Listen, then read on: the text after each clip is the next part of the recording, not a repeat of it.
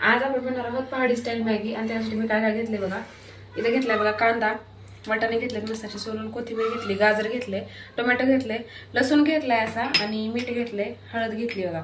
Maggi असते ना ते आपण आज घरीच बनवणार आहोत कारण पहाडामध्ये आपण जाणार नाही तर कुठं खायला, तर आता घरीच बनवूया बघा. बघा आता याच्यात कढईमध्ये कढई तापली, त्याच्यामध्ये काय करायचं तेल टाकून घ्यायचं बघा. तर बघा तेल मस्त असं गरम झालं टाकून घेऊयात मोहरी, थोडेसे मध्ये जिरे टाकले.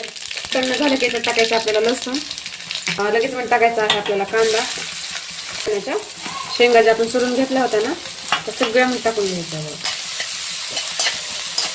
टाकायचं आहे गाजर, जरा आपण मिक्स करून घ्यायचं. आता त्यात टाकायचं मीठ आणि थोडंसं हळदी पावडर.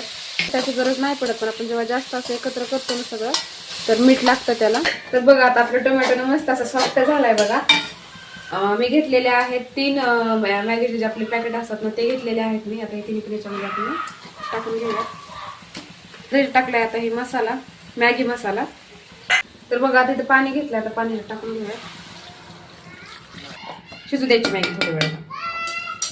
तर बघा आपली मॅगी ना मस्त अशी 80% अशी कुक झाली.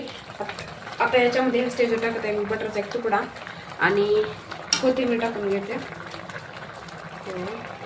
तर बघा आपली मस्त अशी मॅगी आता रेडी झाली. आता मस्त असं खाली सर्व करायचं. कसली भारी दिसते ना. तर आता लोक